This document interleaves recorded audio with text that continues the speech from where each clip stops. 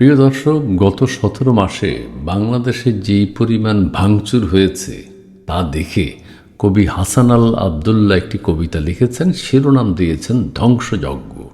হ্যাঁ, ভাঙো ভাঙো, ভাঙতে থাকো, দালান ভাঙো, পালান ভাঙো, ভাঙো ঘরের উঁচু খুঁটি, ভাঙতে ভাঙতে চেপে ধরো মহাকাশের লম্বা টুঁটি। ভাঙো সাথের লাউ বাগানে পেতে রাখা বাঁশের মাচা, খেয়ে ফেলো পুরো সমাজ লবণ দিয়ে চিবিয়ে কাঁচা।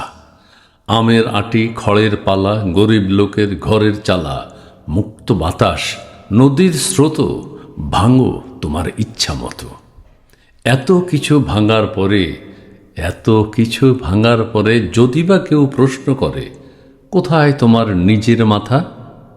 এমন করে ভাঙো যাতে বলতে পারো, আবর্জনায় পড়ে আছে অন্ধ তুমি, দেখছ না তা? ধন্যবাদ।